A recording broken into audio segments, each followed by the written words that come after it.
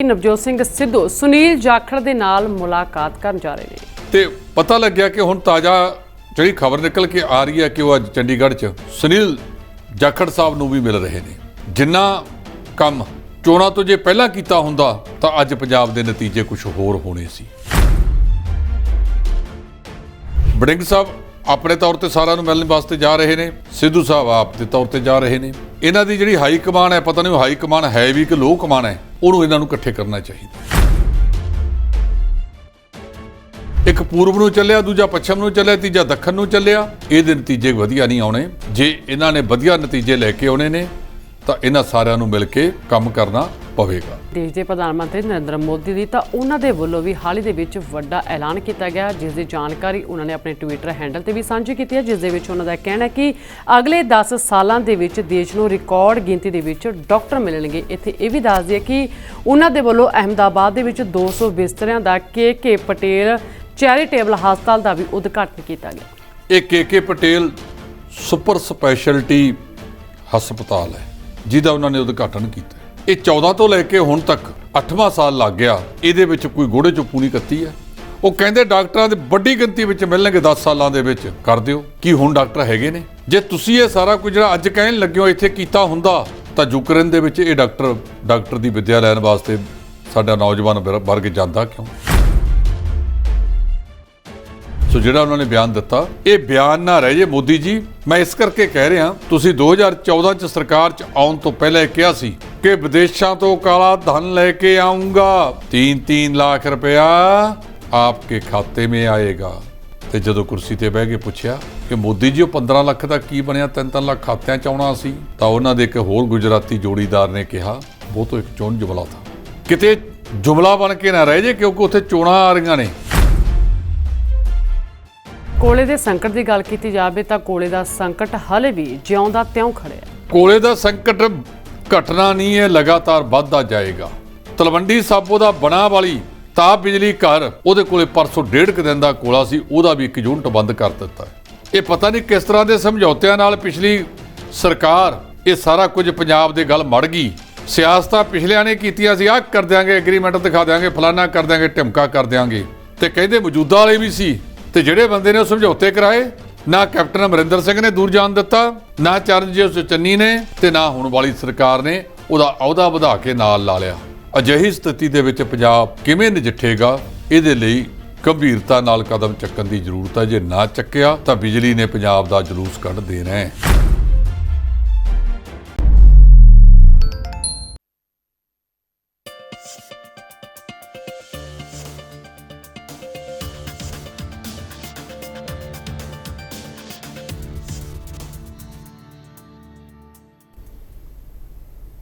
ਸਤਿ ਸ਼੍ਰੀ ਅਕਾਲ, ਮੈਂ ਰੀਨਾ ਧੀਮਾਨ। ਤੁਸੀਂ ਦੇਖ ਰਹੇ ਹੋ D5 ਚੈਨਲ ਪੰਜਾਬੀ ਤੇ ਪ੍ਰੋਗਰਾਮ ਲੈ ਕੇ ਹਾਜ਼ਰ ਹਾਂ ਇੱਕ ਮੇਰੀ ਵੀ ਸੁਣੋ। ਇਸ ਪ੍ਰੋਗਰਾਮ ਦੇ ਵਿੱਚ ਅਸੀਂ ਵੱਖ-ਵੱਖ ਵਿਸ਼ੇ ਨੂੰ ਲੈ ਕੇ ਚਰਚਾ ਕਰਦੇ ਹਾਂ ਤੇ ਅੱਜ ਦੇ ਵਿਸ਼ੇ ਉਹ ਵੀ ਕਾਫੀ ਅਹਿਮ ਰਹਿਣ ਵਾਲੇ ਨੇ, ਜਿਸ ਤੇ ਗੱਲਬਾਤ ਕਰਾਂਗੇ ਕਿ ਨਵਜੋਤ ਸਿੰਘ ਸਿੱਧੂ ਦੇ ਵੱਲੋਂ ਅਨਾਜ ਮੰਡੀਆਂ ਦਾ ਦੌਰਾ ਕੀਤਾ ਗਿਆ। ਇਸ ਦੌਰਾਨ ਉਹਨਾਂ ਦੇ ਵੱਲੋਂ ਪੱਤਰਕਾਰਾਂ ਨਾਲ ਗੱਲਬਾਤ ਕਰਦੇ ਹੋਏ ਕੇਂਦਰ ਸਰਕਾਰ ਤੇ ਖੂਬ ਨਿਸ਼ਾਨੇ ਸਾਧੇ ਨੇ। ਇਸ ਤੇ ਚਰਚਾ ਕਰਾਂਗੇ ਤੇ ਨਾਲ ਹੀ ਗੱਲਬਾਤ ਕਰਾਂਗੇ ਕਿ ਨਵਜੋਤ ਸਿੰਘ ਸਿੱਧੂ ਸੁਨੀਲ ਜਾਖੜ ਦੇ ਨਾਲ ਅੱਜ ਮੁਲਾਕਾਤ ਕਰ ਰਹੇ ਨੇ। ਆਖਰ ਇਸ ਦੇ ਪਿੱਛੇ ਕੀ ਰੀਜ਼ਨ ਹੋ ਸਕਦਾ, ਇਸ ਤੇ ਚਰਚਾ ਕਰਾਂਗੇ ਤੇ ਨਾਲ ਹੀ ਗੱਲਬਾਤ ਕਰਾਂਗੇ ਕੇਂਦਰ ਸਰਕਾਰ ਦੀ ਕਿ ਨਰਿੰਦਰ ਮੋਦੀ ਦੇ ਵੱਲੋਂ ਇੱਕ ਵੱਡਾ ਐਲਾਨ ਕੀਤਾ ਜਾ ਰਿਹਾ ਕਿ ਅਗਲੇ 10 ਸਾਲਾਂ ਦੇ ਵਿੱਚ ਕਿਸੇ ਵੀ ਡਾਕਟਰ ਦੀ ਘਾਟ ਨਹੀਂ ਹੋਵੇਗੀ। ਇਹ ਐਲਾਨ ਨਰਿੰਦਰ ਮੋਦੀ ਦੇ ਵੱਲੋਂ ਕੀਤਾ ਗਿਆ। ਇਸ ਤੇ ਚਰਚਾ ਕਰਾਂਗੇ ਤੇ ਨਾਲ ਹੀ ਗੱਲਬਾਤ ਕਰਾਂਗੇ ਕਿ ਲਗਾਤਾਰ ਜਿਹੜਾ ਕੋਲੇ ਦਾ ਸੰਕਟ ਆ ਉਹ ਜਿਉਂਦਾ ਤਿਉਂ ਖੜਿਆ। ਇਸ ਨੂੰ ਲੈ ਕੇ ਚਰਚਾ ਕਰਾਂਗੇ। ਇਸ ਇਲਾਵਾ ਹੋਰ ਵੀ ਕਈ ਅਹਿਮ ਮੁੱਦੇ ਨੇ ਜਿਨ੍ਹਾਂ ਤੇ ਗੱਲਬਾਤ ਕਰਾਂਗੇ। ਇਹਨਾਂ ਸਾਰੇ ਮੁੱਦੇ ਤੇ ਚਰਚਾ ਕਰਨ ਲਈ ਸਾਡੇ ਨਾਲ ਸਟੂਡੀਓ 'ਚ ਮੌਜੂਦ ਨੇ ਸੀਨੀਅਰ ਐਡੀਟਰ ਜਸਪਾਲ ਸਿੰਘ ਢਿੱਲੋਂ ਜੀ। ਸਭ ਤੋਂ ਪਹਿਲਾਂ ਅਸੀਂ ਉਹਨਾਂ ਦਾ ਸਵਾਗਤ ਕਰਦੇ ਹਾਂ। ਢਿੱਲੋਂ ਜੀ, ਤੁਹਾਡਾ ਬਹੁਤ-ਬਹੁਤ ਸਵਾਗਤ ਹੈ ਜੀ। ਸ਼ੁਕਰੀਆ, ਬਹੁਤ-ਬਹੁਤ ਮਿਹਰਬਾਨੀ ਜੀ। ਢਿੱਲੋਂ ਜੀ, ਸਭ ਤੋਂ ਪਹਿਲਾਂ ਅਸੀਂ ਚਰਚਾ ਇਹ ਕਰਾਂਗੇ ਕਿ ਨਵਜੋਤ ਸਿੰਘ ਸਿੱਧੂ ਸੁਨੀਲ ਜਾਖੜ ਦੇ ਨਾਲ ਮੁਲਾਕਾਤ ਕਰਨ ਜਾ ਰਹੇ ਨੇ। ਮੇਰਾ ਖਿਆਲ ਹੈ ਕਿ ਇਹਨਾਂ ਨੇ ਸਾਰਿਆਂ ਨੂੰ ਮਿਲਣ ਜਾ ਕੇ। ਜਿਹੜਾ ਤਾਜ਼ਾ ਪ੍ਰਧਾਨ ਬਣੇ ਨੇ ਅਮਰਿੰਦਰ ਸਿੰਘ ਰਾਜਾ ਵੜਿੰਗ, ਉਹ ਅੱਜ ਦਰਬਾਰ ਸਾਹਿਬ ਨਤਮਸਤਕ ਹੋ ਕੇ ਆਏ ਨੇ। ਜਿਸ ਵੇਲੇ ਨਵਜੋਤ ਸਿੰਘ ਸਿੱਧੂ ਨੂੰ ਪ੍ਰਧਾਨ ਬਣਾਇਆ ਗਿਆ ਸੀ ਤਾਂ ਕਾਂਗਰਸੀਆਂ ਦੇ ਵਿੱਚ ਜਲਾਉ ਦੇਖਣ ਵਾਲਾ ਸੀ। ਜਿਵੇਂ ਕੇਜਰੀਵਾਲ ਤੇ ਹੋਰ ਲੋਕ ਜਦੋਂ ਨਤਮਸਤਕ ਹੋਣ ਗਏ ਸੀ ਤਾਂ ਉਸ ਵੇਲੇ ਜਿਵੇਂ ਇਕੱਠ ਹੋਇਆ ਸੀ ਉਹ ਦੇਖਣ ਵਾਲਾ ਸੀ। ਨਵਜੋਤ ਸਿੰਘ ਸਿੱਧੂ ਵੇਲੇ ਵੀ ਬੜੇ ਵੱਡੇ ਪੱਧਰ ਤੇ, ਪਰ ਅਮਰਿੰਦਰ ਸਿੰਘ ਰਾਜਾ ਬੜਾ ਚੁੱਪ ਚਪੀਤੇ ਕੁਝ ਆਗੂਆਂ ਨੂੰ ਨਾਲ ਲੈ ਕੇ ਦਰਬਾਰ ਸਾਹਿਬ ਨਤਮਸਤਕ ਹੋ ਕੇ ਆਏ ਨੇ। ਉਧਰੋਂ ਨਵਜੋਤ ਸਿੰਘ ਸਿੱਧੂ ਅੱਜ ਪਹਿਲਾਂ ਅਮਰੀਕ ਸਿੰਘ ਢਿੱਲੋਂ ਜਿਹੜੇ ਸਾਬਕਾ ਵਿਧਾਇਕ ਨੇ ਸਮਰਾਲੇ ਦੇ, ਪਤਾ ਲੱਗਿਆ ਕਿ ਉਹਨਾਂ ਦੇ ਘਰ ਗਏ ਸੀ, ਉੱਥੇ ਵੀ ਕਾਫੀ ਕਾਂਗਰਸੀ ਆਗੂ ਇਕੱਠੇ ਹੋਏ। ਜੀ ਬਿਲਕੁਲ। ਹਾਲਾਂਕਿ ਉਹਨਾਂ ਨੇ ਚੋਣ ਆਜ਼ਾਦ ਤੌਰ ਤੇ ਲੜੀ ਸੀ। 4 ਵਾਰੀਆਂ ਦਾ ਵਿਧਾਇਕ, ਉਹਨੂੰ ਦੱਸਿਆ ਨਹੀਂ ਗਿਆ ਕਿ ਤੁਹਾਡੀ ਟਿਕਟ ਕਿਹਨੇ ਕੱਟੀ ਸੀ, ਕਿਉਂ ਕੱਟੀ ਸੀ। ਜਵਾਬ ਨਵਜੋਤ ਸਿੰਘ ਸਿੱਧੂ ਨੂੰ ਦੇਣਾ ਬਣਦਾ ਹੈ, ਪ੍ਰਧਾਨ ਉਹ ਸੀ ਸੂਬੇ ਦੇ। ਤੇ ਪਤਾ ਲੱਗਿਆ ਕਿ ਹੁਣ ਤਾਜ਼ਾ ਜਿਹੜੀ ਖਬਰ ਨਿਕਲ ਕੇ ਆ ਰਹੀ ਹੈ ਕਿ ਉਹ ਅੱਜ ਚੰਡੀਗੜ੍ਹ 'ਚ ਸੁਨੀਲ ਜਾਖੜ ਸਾਹਿਬ ਨੂੰ ਵੀ ਮਿਲ ਰਹੇ ਨੇ। ਜਿੰਨਾ ਕੰਮ ਚੋਣਾਂ ਤੋਂ ਜੇ ਪਹਿਲਾਂ ਕੀਤਾ ਹੁੰਦਾ ਤਾਂ ਅੱਜ ਪੰਜਾਬ ਦੇ ਨਤੀਜੇ ਕੁਝ ਹੋਰ ਹੋਣੇ ਸੀ। ਇਸ ਵੇਲੇ ਵੜਿੰਗ ਸਾਹਿਬ ਆਪਣੇ ਤੌਰ ਤੇ ਸਾਰਿਆਂ ਨੂੰ ਮਿਲਣ ਵਾਸਤੇ ਜਾ ਰਹੇ ਨੇ, ਸਿੱਧੂ ਸਾਹਿਬ ਆਪ ਦੇ ਤੌਰ ਤੇ ਜਾ ਰਹੇ ਨੇ।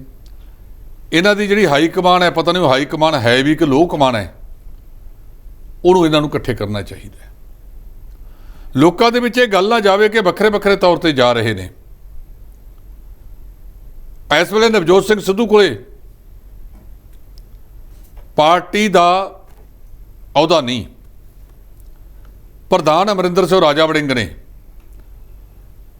ਮੇਰਾ ਖਿਆਲ ਇਹਨਾਂ ਨੂੰ ਇਕੱਠੇ ਬੈਠ ਕੇ ਇਹ ਜਿਹੜਾ ਪਾਟੋ ਧੜ ਕੀਤੀ ਪਈ ਹੈ, ਇਹਦੀ ਥਾਂ ਦੇ ਉੱਤੇ ਇਕੱਠੇ ਹੋ ਕੇ ਬੈਠਣ ਔਰ ਇਕੱਠੇ ਹੋ ਕੇ ਕੋਈ ਕੰਮ ਕਰਨ। ਜੇ ਇਕੱਠੇ ਹੋ ਕੇ ਨਾ ਚੱਲੇ, ਇੱਕ ਪੂਰਬ ਨੂੰ ਚੱਲਿਆ, ਦੂਜਾ ਪੱਛਮ ਨੂੰ ਚੱਲਿਆ, ਤੀਜਾ ਦੱਖਣ ਨੂੰ ਚੱਲਿਆ, ਇਹਦੇ ਨਤੀਜੇ ਵਧੀਆ ਨਹੀਂ ਆਉਣੇ।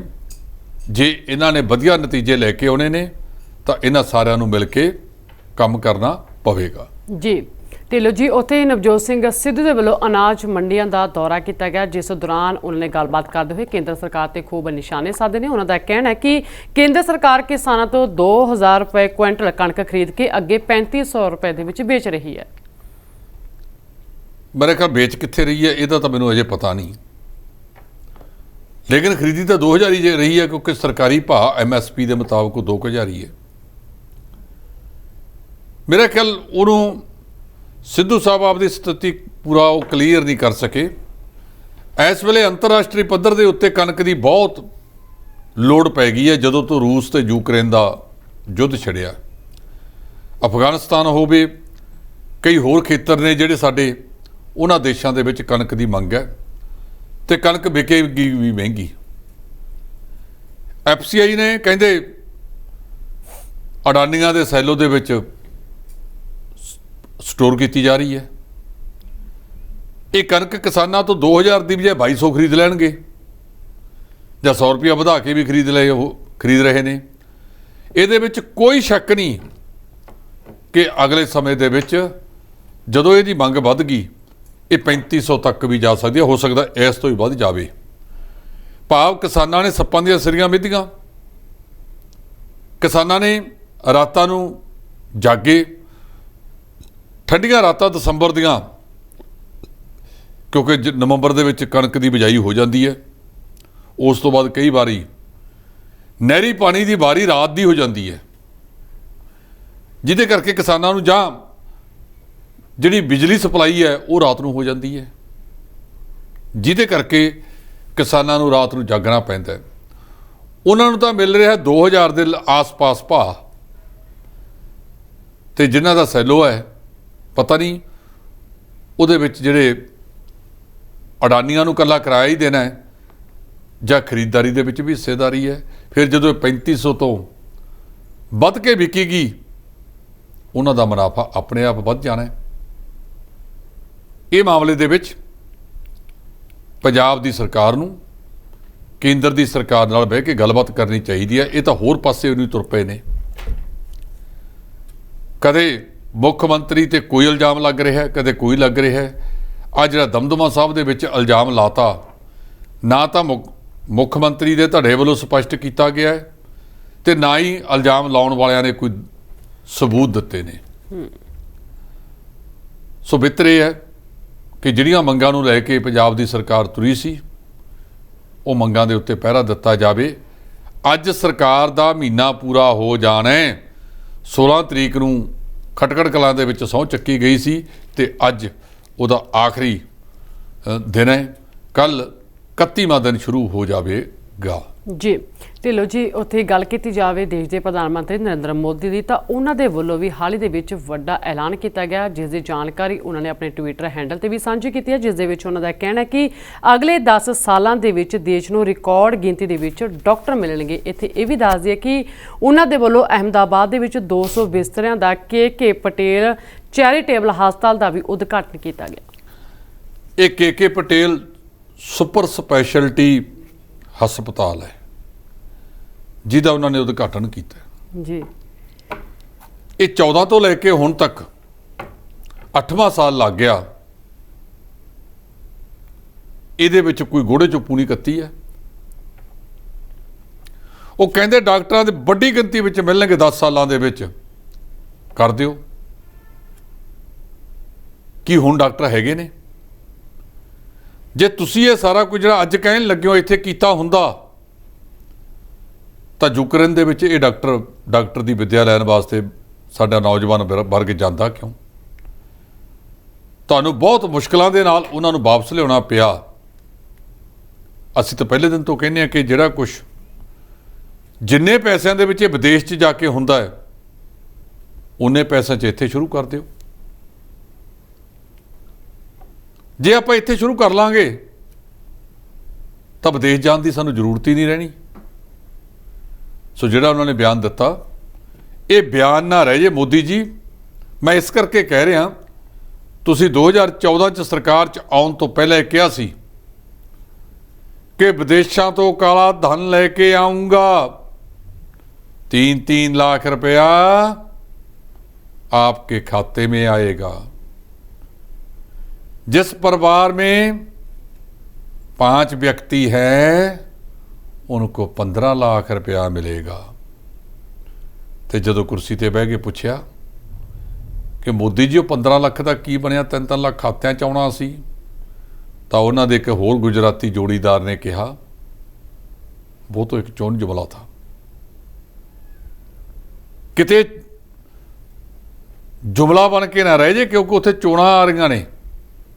बिल्कुल जी। ये चोणां तो पहला किते नवीं जुमलेबाजी तो नहीं शुरू कर दी।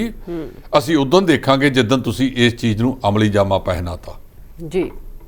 उत्ते ही नड्डा का भी बयान सामने आया, जिन्हां दा कहना है कि मोदी का सिखां प्रति लगा सियासी नहीं सगों भाईचारे दी देश भगती कारण है।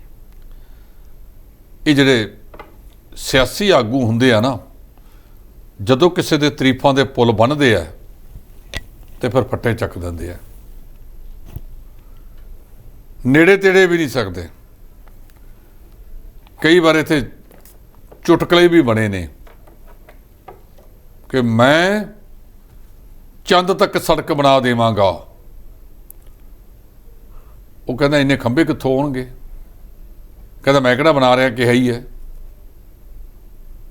ये रासी आगू उदों जदों जवाना कढ़दे आ तां हकीकतां नहीं देखते। जरूरत यह है कि हकीकतां ते काम कीते जान। जे हकीकतां मुताबक काम करांगे तो मैं समझदा कि असीं बहुत अगे जावांगे। हकीकतां नूं देखिया नहीं जा रहा। नड्डा साहब कहते हैं कि सिखां प्रति मोदी साहब दा तां हेज ही बहुत है। तो पिछले साल ही 26 जनवरी नूं की होया सी, वो जिहड़े लाल किले वाले जा रहे सी वो सिखी सी ना, बहुत गिनती। उन्होंने कदे खाड़कू, कदे खालिस्तानी, कदे अतवादी, बखवादी, पता नहीं किहड़े टुकड़े टुकड़े गैंग किहड़े किहड़े नां दित्ते सी। गौं बनाए जाओ। ये सिखां दी तारीफ करके, क्योंकि गुरु साहब का 400 साला प्रकाश दिहाड़ा आ रहा, गुरु तेग बहादुर साहब का, जिन्हां दे नाम नाल जुड़दा हिंद दी चादर गुरु तेग बहादुर। उस गुरु दे 400 ਸਾਲਾ 20 ਤੇ 21 ਨੂੰ ਦਿੱਲੀ 'ਚ ਮਨਾਇਆ ਜਾ ਰਿਹਾ ਹੈ। ਔਰ ਪਿਛਲੇ ਦਿਨਾਂ ਦੇ ਵਿੱਚ ਜਿਸ ਤਰ੍ਹਾਂ ਸਿੱਖਾਂ ਦੇ ਨਾਲ ਮੋਦੀ ਸਾਹਿਬ ਨੇ ਨੇੜਤਾ ਸ਼ੁਰੂ ਕੀਤੀ ਹੈ, ਅਸੀਂ ਕਹਿੰਦੇ ਹਾਂ ਕਿ ਕਾਸ਼ ਇਹ ਨੇੜਤਾ ਜ਼ਮੀਨੀ ਹਕੀਕਤ ਦਿਲੋਂ ਹੋਵੇ। ਜੇ ਦੇਸ਼ ਦਾ ਪ੍ਰਧਾਨ ਮੰਤਰੀ ਕਿਸੇ ਨੂੰ ਨਾਲ ਲਾਉਣਾ ਚਾਹੁੰਦਾ, ਚੰਗੀ ਗੱਲ ਹੈ, ਲੋਕਾਂ ਦੇ ਵਿੱਚ ਚਰਚਾ ਹੈ ਕਿ ਜੇ ਗੁਰੂ ਤੇਗ ਬਹਾਦਰ ਸਾਹਿਬ ਉਸ ਵੇਲੇ ਕੁਰਬਾਨੀ ਨਾ ਦਿੰਦੇ ਤਾਂ ਅੱਜ ਨੂੰ ਇਹ ਭਾਰਤ ਦਾ ਸਾਰਾ ਢਾਂਚਾ ਕਿਸੇ ਹੋਰ ਕਿਸਮ ਦੇ ਵਿੱਚ ਹੀ ਰੰਗਿਆ ਹੁੰਦਾ। ਸੋ ਇਸ ਕਰਕੇ ਮੈਂ ਬੇਨਤੀ ਕਰਾਂ ਕਿ ਨੱਡਾ ਸਾਹਿਬ, ਜਿਹੜੀ ਗੱਲ ਤੁਸੀਂ ਕਹਿ ਰਹੇ ਹੋ ਮੋਦੀ ਸਾਹਿਬ ਦੀ, ਇਹਨੂੰ ਹਕੀਕਤਾਂ 'ਚ ਬਦਲ ਕੇ ਦਿਖਾਓ। ਸਿੱਖਾਂ ਦੀਆਂ ਚਰਕੋਨੀਆਂ ਮੰਗਾਂ ਨੇ। ਮੋਦੀ ਸਾਹਿਬ ਨੇ 2019 'ਚ ਕਿਹਾ ਸੀ, ਜਦੋਂ ਉਹ ਸੁਲਤਾਨਪੁਰ ਲੋਧੀ ਆਏ ਨੇ, ਕਿ ਜਿਹੜੇ ਸਿੱਖ ਕੈਦੀ ਨੇ, ਸਿੱਖ ਬੰਦੀ ਨੇ, ਉਹਨਾਂ ਨੂੰ ਰਿਹਾ ਕਰ ਦੇਣਾ। ਹੁਣ ਤਾਂ ਪੰਜਾਬ ਦੀ ਸਰਕਾਰ ਵੀ ਦਿੱਲੀ ਵਾਲਿਆਂ ਦੀ ਬਣ ਗਈ, ਜਿਨ੍ਹਾਂ ਨੂੰ ਪ੍ਰੋਫੈਸਰ ਦਵਿੰਦਰਪਾਲ ਸਿੰਘ ਭੁੱਲਰ ਦੀ ਫਾਈਲ 4 ਵਾਰ ਮੋੜਤੀ। ਸੋ ਤੁਸੀਂ ਕਿਰਪਾ ਕਰੋ, ਕਿਸਾਨਾਂ, ਸਿੱਖਾਂ ਦੀਆਂ ਜਿਹੜੀਆਂ ਬਹੁਤ ਸਾਰੀਆਂ ਚਿਰਕੋਨੀਆਂ ਮੰਗਾਂ ਨੇ, ਉਹਨਾਂ ਨੂੰ ਜ਼ਰੂਰ ਪੂਰਾ ਕਰਨ ਦਾ ਯਤਨ ਕਰਾਓ।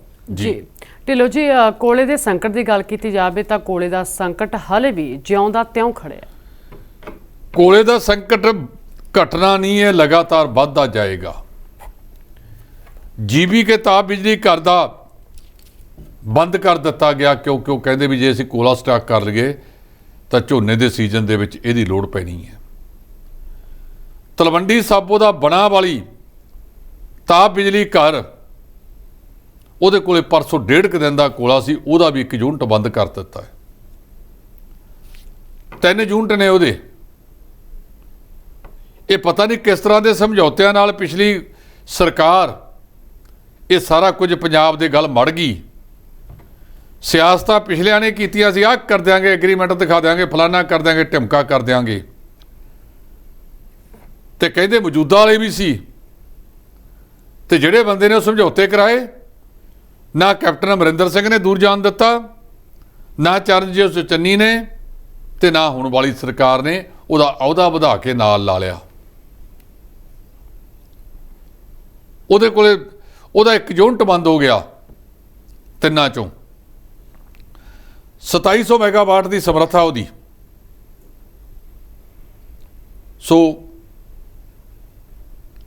700 ਮੈਗਾਵਾਟ ਸ਼ਾਇਦ ਜਾਂ ਇਸ ਤੋਂ ਜ਼ਿਆਦਾ 3 ਯੂਨਿਟ ਨੇ ਉਹਦੇ ਕੰਮ ਕਰਦੇ।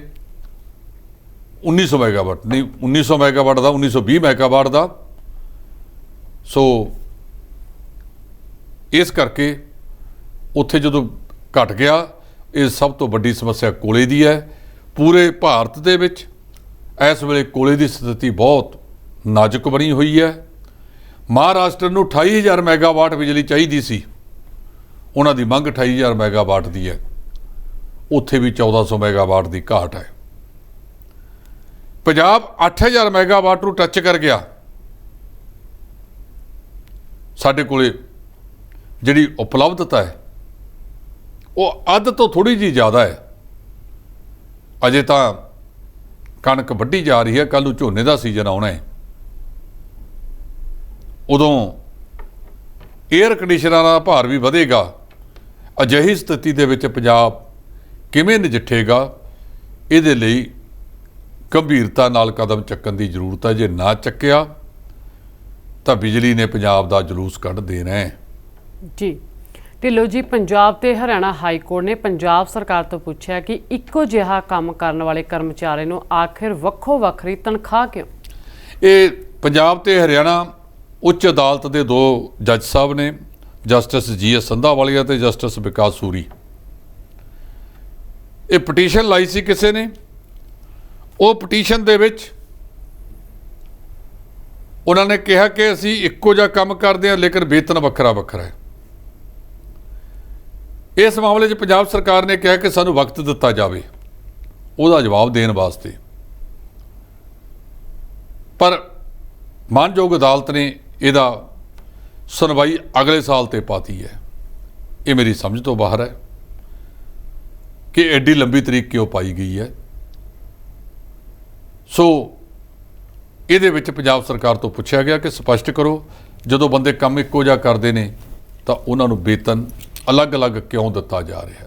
ਜੀ ਉੱਥੇ ਹੀ ਪੰਜਾਬ ਹਰਿਆਣਾ ਹਾਈ ਕੋਰਟ ਦੇ ਜਸਟਿਸ ਅਜੇ ਤਿਵਾੜੀ ਨੇ ਵੀ ਆਪਣੇ ਅਹੁਦੇ ਤੋਂ ਅਸਤੀਫਾ ਦੇ ਦਿੱਤਾ ਹੈ। ਹਾਂ, ਉਹਨਾਂ ਨੇ ਆਪਦੇ ਅਹੁਦੇ ਤੋਂ ਅਸਤੀਫਾ ਦੇ ਦਿੱਤਾ ਹੈਗਾ। ਇਹ ਤਾਜ਼ੀ ਖਬਰ ਹੈ, ਬਿਲਕੁਲ ਹੁਣੇ ਪਤਾ ਲੱਗੀ ਹੈ ਕਿ ਉਹਨਾਂ ਨੇ ਆਪਣੇ ਅਹੁਦੇ ਤੋਂ ਅਸਤੀਫਾ ਦੇ ਦਿੱਤਾ ਹੈ।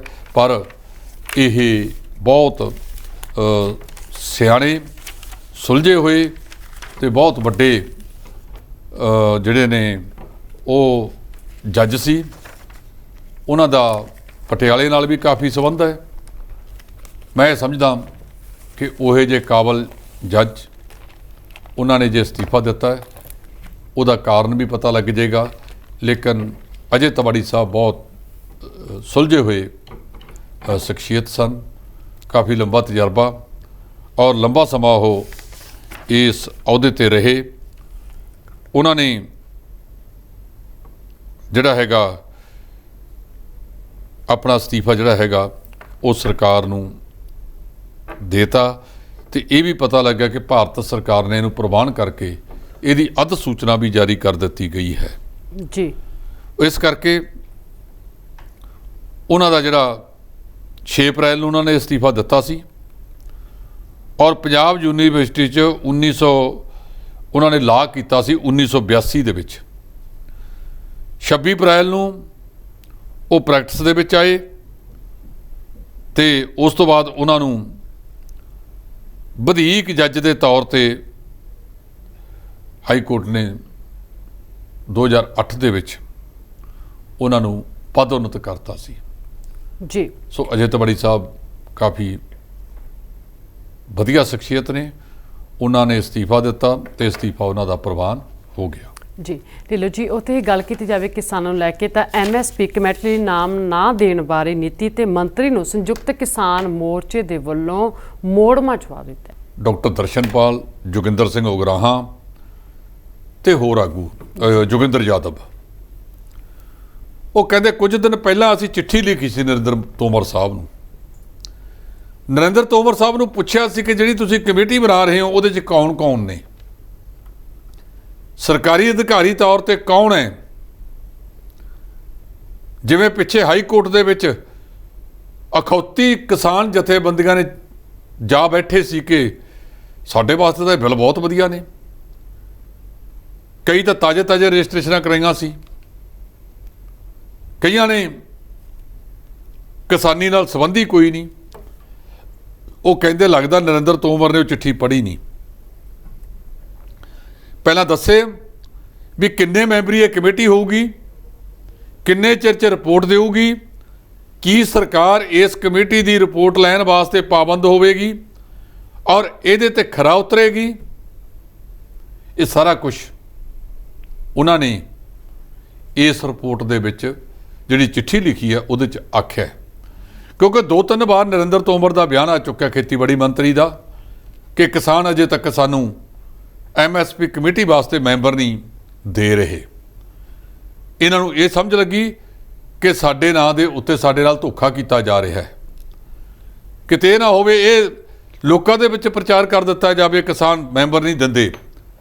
ਉਹ ਕਹਿੰਦੇ ਪਹਿਲਾਂ ਜਿਹੜੀ ਅਸੀਂ ਤੁਹਾਨੂੰ ਚਿੱਠੀ ਲਿਖੀ ਹੈ ਉਹ ਚਿੱਠੀ ਦਾ ਜਵਾਬ ਦਿਓ ਔਰ ਇਹ ਵੀ ਦੱਸਿਓ ਕਿ ਜਿਹੜੀਆਂ ਕਿਸਾਨ ਜਥੇਬੰਦੀਆਂ ਨੇ ਸੰਘਰਸ਼ ਕੀਤਾ ਕਿਤੇ ਅਖੌਤੀ ਜਥੇਬੰਦੀਆਂ ਦੇ ਵਿੱਚ ਮੈਂਬਰ ਨਾ ਪਾ ਲਵੋ। ਇਹਦੀ ਪੂਰੀ ਰੂਪ ਰੇਖਾ, ਇਹਦਾ ਸਾਰਾ ਕੱਚਾ ਖਰੜਾ ਬਣਾ ਕੇ ਸਾਨੂੰ ਦੱਸੋ, ਉਸ ਤੋਂ ਬਾਅਦ ਅਸੀਂ ਤੁਹਾਨੂੰ ਬੰਦੇ ਦੇ ਦੇਵਾਂਗੇ। ਜੀ ਢਿੱਲੋਂ ਜੀ, ਤੁਸੀਂ ਬਹੁਤ ਵਧੀਆ ਗੱਲਾਂ ਦਰਸ਼ਕਾਂ ਦੇ ਨਾਲ ਸਾਂਝੀਆਂ ਕੀਤੀਆਂ, ਤੁਹਾਡਾ ਬਹੁਤ-ਬਹੁਤ ਸ਼ੁਕਰੀਆ ਜੀ। ਸ਼ੁਕਰੀਆ ਜੀ। ਇਹ ਸਨ ਜਸਪਾਲ ਸਿੰਘ ਢਿੱਲੋਂ ਜੀ, ਜਿਹਨੇ ਕਿ ਇਸ ਪੂਰੇ ਮੁੱਦੇ ਤੇ ਆਪਣੇ ਵਿਚਾਰ ਦਰਸ਼ਕਾਂ ਦੇ ਨਾਲ ਸਾਂਝੇ ਕੀਤੇ ਨੇ। ਸੋ ਅੱਜ ਦੇ ਪ੍ਰੋਗਰਾਮ ਦੇ ਵਿੱਚ ਇੰਨਾ ਹੀ। ਮੈਨੂੰ ਦਿਓ ਇਜਾਜ਼ਤ। ਧੰਨਵਾਦ।